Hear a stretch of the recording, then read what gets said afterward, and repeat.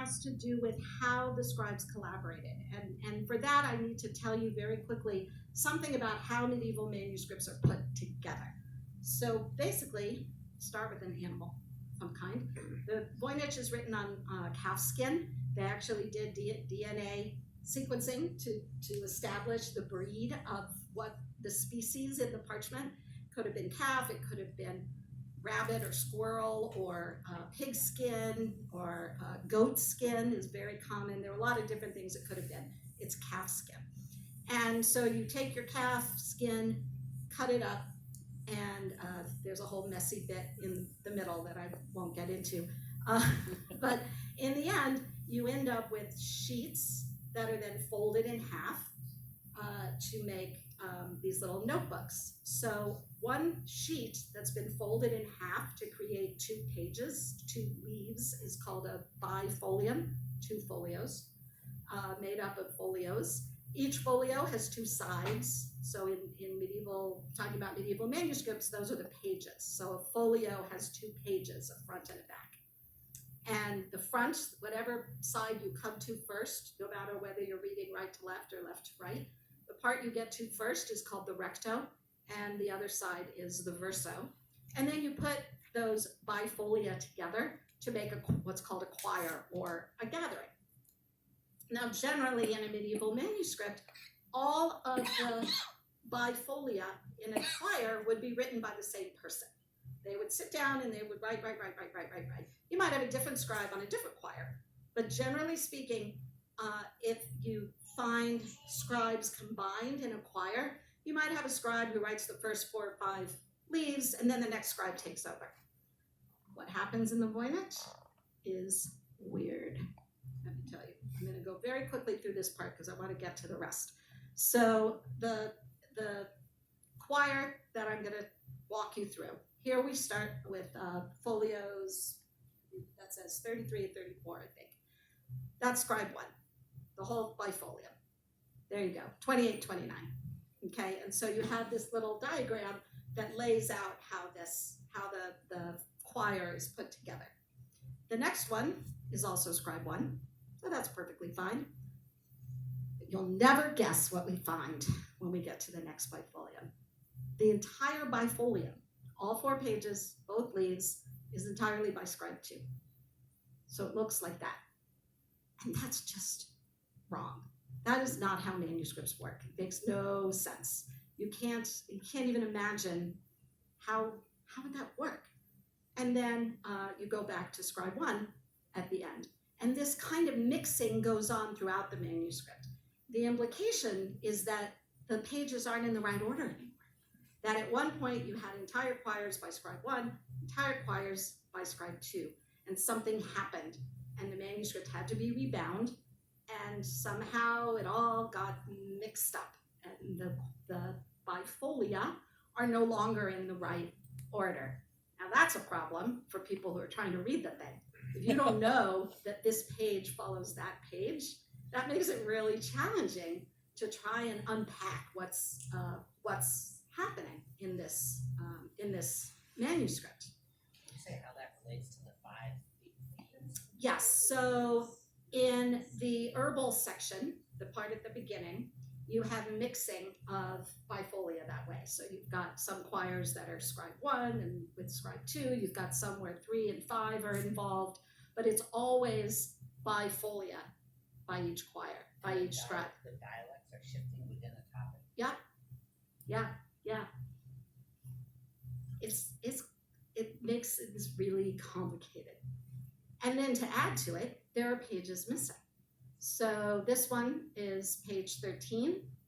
If we go backwards, we're at page 11. And that's because you can actually see at the far left, there's a little stub. Can everybody see that little stub sticking out? So folio 12 is missing. So that's a problem. Where is it? I don't know. And there are other folios that are missing. They're sitting in in somebody's safe deposit box someday. I don't know. If you find one, let me know. We'd love to know what happened. There are about at least 12 that are missing. We don't know what happened to them. So now let's talk about the history. There we go. So here's what we know, what we think we know. In the late 16th century, we are told, we don't know it for sure, but we are told that the manuscript was purchased by Holy Roman Emperor Rudolph II in Prague. And we know that because of a letter written 60 years later. So that's pretty distant, written by someone who heard it from someone who heard it from someone. So that's just a maybe. We don't know for sure. But, and you're some of the first people to hear this news, this piece of information that it may have previously been owned by a doctor named Karl Wiedemann in Augsburg, that's a really recent discovery just from a few months ago.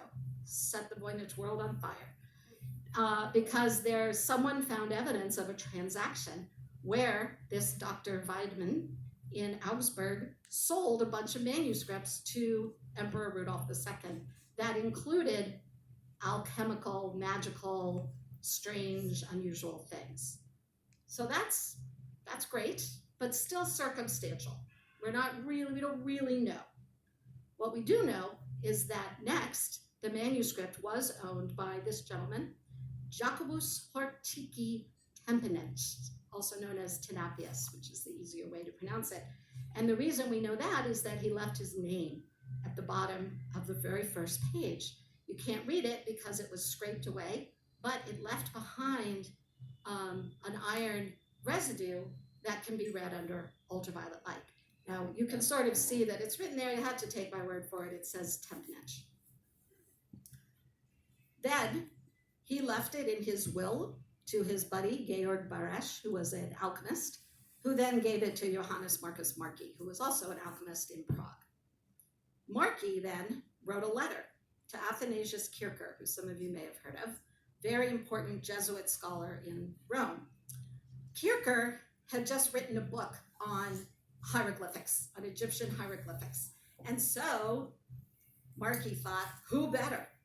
He actually bundles up the manuscript and ships it off to Kircher, sends it to Rome as a gift, along with this letter, which is now kept at the Beinecke.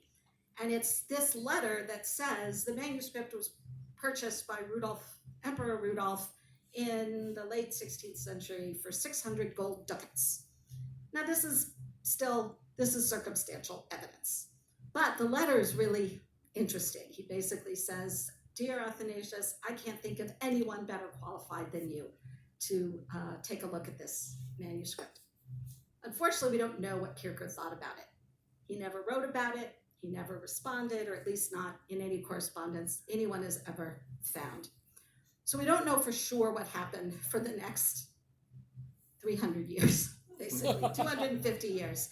We think the manuscript stayed in Rome, remained with the Jesuits, and ended up at the Jesuit college at Villa Mondragone outside of Rome, which is where, in 1912, Wilfrid Voynich purchased it.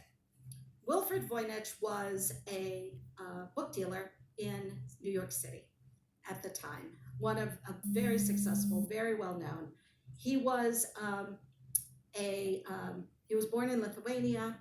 He was a revolutionary. He ended up in prison in Siberia at one point, and then he escaped and he walked all the way to the English Channel and took a boat to London and continued his revolutionary work in London, and then eventually gave up being a revolutionary and settled down into the respectable rare book business. And on a trip to Rome, so he tells us, he went to Villa Mondragone, and they had to sell off some manuscripts in order to they needed the money. And so they said, sure, just go rummage around and grab some manuscripts. And so he takes this, and I'll take that. Finds the Voynich manuscript, and he thinks, ooh, I'm gonna just add that one to the pile. And so he has the manuscript. It is, of course, not yet called the Voynich manuscript. So he brings it to New York. Spends the next 20 years, basically the rest of his life, trying to sell it. But he refuses to tell anyone where he bought it because he thinks that will somehow impact its market value. He wants to keep the mystery alive. But what it really does is stir up suspicion. People think he must have written it himself. Maybe it's a forgery. Maybe it's a fake. Maybe it's, garbage. He cannot sell it. He wants $100,000 for it, which would have made it absolutely the most expensive manuscript ever sold. I mean, now that's, chicken scratch, but for a medieval manuscript. But in 1912, it was unheard of, unimaginable. So he takes the manuscript on tour. He's in Chicago one night with the rare book librarians from Northwestern and the University of Chicago and various other people, and they're having this dinner party. And he starts boasting to his dinner partner, who I believe was the sister of the curator at Northwestern. And he starts telling her all about this mysterious manuscript he has that's written in a secret code and nobody can read it. The guy across the table is a Fed. Now it's 1912. He has this crazy Russian accent. Immediately, he's under investigation, under suspicion of having a US war code book. And it goes on for years. The feds it's not the FBI yet, it's just called the Investigation Bureau or something. And there's this whole dossier somebody got through a Freedom of Information Act request. And in the dossier, you can read the interrogations and these letters where there's, here you can see they've circled the fact that he's a Jew and he has this accent and he's very suspicious. We don't know what to make of him. And what is with this code book? And it takes them years before they are finally convinced that it is not, in fact, a modern war code book. It is, in fact, an ancient medieval manuscript. And finally, the charges are dropped. In the meantime, he's trying to get interest going. And so he hooks up, he connects with this professor at the University of Pennsylvania named William Newbold. And William Newbold is a Roger Bacon scholar. And he is convinced that this manuscript is produced by Roger Bacon, none other than Roger Bacon, 12th century Roger Bacon. And just by coincidence, we're coming up on the 700th anniversary of Roger Bacon's birth in 1920. So this is a great time to make a big splash about Roger Bacon. So he published his book. The book is absolute dreck. It's garbage. It's so absurd. He has it in his head that that this manuscript proves that Roger Bacon invented the telescope and the microscope hundreds of years before anybody could actually, grind glass. And he proves this by breaking down each Voynich's character into tiny little minuscule parts, which then he, of course, transcribes magically and then magically translates into Latin. It's absolutely ridiculous. It's insane. There's absolutely no evidence to support this. But he insists this is, in fact, the spiral nebula that no one's ever seen before. The press goes berserk, and you've got articles all over the world, and Voynich is thinking, yes, I hear the money, I hear it happening, somebody's gonna buy this manuscript. But no. Newbold dies very young, and immediately afterwards, in this journal called Speculum, which is Latin word for mirror, and actually is published by the organization that I am now the executive director of, the Medieval Academy of America, nice coincidence. They review his book in 1931, and it's just vicious. It just rips him to shreds. And so his theory goes out the window. When Voynich dies, without having sold the manuscript, his wife, Ethel, inherits it. She can't sell it either. She lives another 30 years. Can't sell it. She's got people studying it. No one will buy it. Next, it's inherited after her death by their assistant, Anne Mill. She can't sell it either. Finally, she gives up and she sells it to a book dealer in New York named H.P. Krauss for just $24,000, as opposed to the $100,000 that Voynich wanted. So now Krauss has the manuscript. He can't sell it. No one wants this manuscript because no one knows whether it's authentic or not. Finally, in 1968, 1969, Krauss gives up and he just donates it to Yale. He gets a massive tax break. There's some law that changed in 1970 that he was trying to take advantage of before the law changed. So he donates the manuscript to Yale, where he knows it can be freely studied. And that's where it has been ever since. Now, that's very nice. The Augsburg, Prague, Rome, New York, New Haven. But what about before maybe Augsburg? Where did it actually come from? When was it actually written? Well, we don't know. But what we do know is the parchment. They've done carbon-14 tests on the parchment that establish that the parchment was sourced, meaning the animals were killed between 1404 and 1438. Now, parchment could sit around. It's possible that even if the parchment dates from the early 15th century, the manuscript itself could have been written 300 years later. It's possible, unlikely, but possible. But they've done other testing. They've done material testing on the ink, on the pigments, that are all consistent with an early 15th century date. So for me, I feel like that question is settled. But as I was telling my mother-in-law and my husband earlier, I got in a fight in a Facebook group today. It was such a mistake, with a man who is absolutely convinced that Voynich created it himself. And that, to me, is impossible. There are too many details, too many things you would have to get right. It's one thing to forge a painting or a letter. To do an actual book with all of the different components, absolutely unimaginable. Well, you'd have to get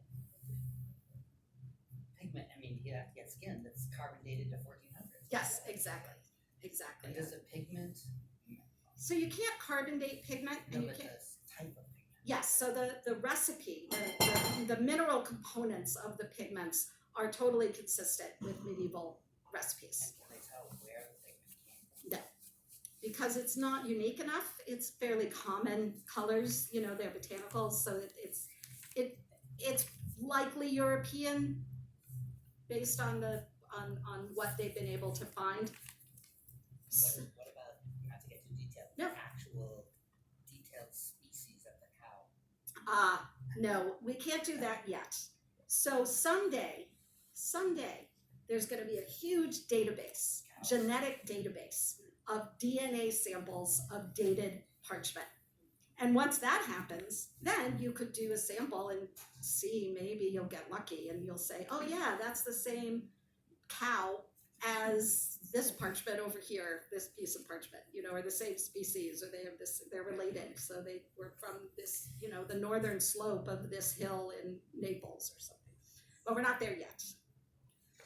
So I know we're almost out of time, but I've got a few more things. So we can also then look at the imagery and see, is there anything in the imagery that looks familiar? I'm told. So they tell me that that's what that looks like. I don't know, but they tell me that it looks like marijuana. So they say. There's also, what's that? Somebody want to confirm that for me? Then you've got the zodiac signs that are Western. The way that they're written, the way that they're drawn, and the particular imagery is definitely Western, not Eastern zodiac. Then you've got these star charts. So on this one, for example, there is this cluster of 7 stars. Is that the Pleiades? Maybe. If it is, what about that little text next to it? Is that a word that means the Pleiades in some language, right? That's a label. So those labels are important clues because they associate this word with that image. So those may be really important clues. Then, of course, you've got these diagrams that really look like the female reproductive system, right? Am I right? Is that not a uterus and ovaries and fallopian tubes, right? And a large intestine here, or a bladder, Then there's this thing. Up in the top corner, we rotate it, there's a structure. It looks like a castle or a fortress or something. And it has very unusual crenellation that actually is a style of architectural style of crenellation that you find in that zone that I drew on the map in the beginning in the 14th and 15th century. They're called swallowtail Merlins. So that's a really important clue. So now, as I wrap things up, I want to talk about the theories. There are a lot of people who have a lot of strong opinions about this manuscript, and they like to tell you about them. If you Google Voynich manuscript, do it with caution, because you will go down a rabbit hole full of people and videos and blogs and people fighting. You'll probably find things where I'm getting in fights with people on their blogs. I really just need to stop it, but it's hard for me. It's hard. The kinds of theories that are out there about this manuscript range from meaningless to meaningful, and from ancient to modern. And by ancient, I mean like ancient, aliens ancient. So, for example, ancient and meaningful, medieval code, or a lost language. Meaningless and ancient, medieval gibberish. Modern, meaningless, some kind of auto-generated kind of letters, or a modern code, modern forgery. The theories out there tend to fall somewhere in these four quadrants. I think we can get rid of the modern theories. I'm certainly convinced that it is in fact an authentic medieval manuscript. I've examined it multiple occasions, 6 or 7 times. I've spent hours and hours with it, and I've never seen anything that looked at all suspicious to me. I'm not the arbiter of everything, but I feel like my 30 years of examining hundreds and hundreds of medieval manuscripts should count for something. And then, of course, there's the meaningful ancient aliens, but we're just going to get rid of that. Every time a theory is thrown out there, the media runs with it. And you'll see it all over Twitter, you'll see it in the newspaper, on CNN, everywhere. People love a good Voynich theory. And I have developed a reputation as a Voynich debunker, which has earned me some enemies, some of whom have sent me threats. There are people out, I have Voynich enemies out there, Voynich nemesis. And the media just runs with it without any kind of critical analysis, critical thought. A plausible Voynich solution needs to be original. It should be something that hasn't been thrown out there before. It should be consistent with the facts. This should be obvious, but people don't seem to care about that. And it should be grounded in logic and scientific principles. All of those things seem pretty self-evident to me, and we have yet to have a theory thrown out there that meets all of those criteria. But there's a lot of really interesting work being done on the manuscript right now. And I'm actually part of a team of people working on the manuscript, an international group based, of all places, at the University of Malta, where they've decided that their entire linguistics and computational analytics departments are just going to work on the Voynich. All their students, all of the faculty, they're all just throwing whatever they can. They're doing AI, they're doing complicated linguistics analyses. And so I've been part of this team, and my role on the team is to be the voice of the manuscript, is to constantly remind them what this actual object is and what its characteristics are, what its features are, and make sure that the work that they're doing is consistent. And we had an online conference in November, vetted research, really interesting stuff, really interesting work that people are doing. And I'd be happy to point you towards the proceedings if any of you want to see that. Very last thing. In addition to being interested in the manuscript itself, I'm really interested in the hold that it has on the public and the way that it infiltrates popular culture. I actually collect Voynich fiction, and it is a whole subgenre.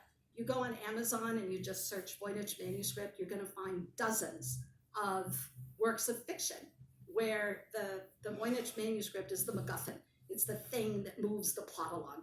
Some of them are absolutely terrible, but some of them are really, really good. People have done their research and they really dig into what we really know about the manuscript. They can do really cool stuff. So this is two that I really like. The Medievalist was written by a friend of mine. It takes place at Yale.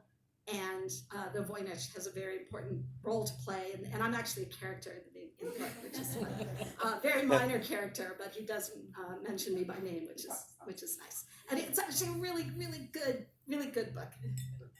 And I'll leave you with my favorite piece of Voynich fiction. So this is the Avengers. This is canon. This is an actual Avengers comic book from 2012. That's the Beinecke Library at the top. The Avengers are called to New Haven because the Voynich manuscript has been stolen.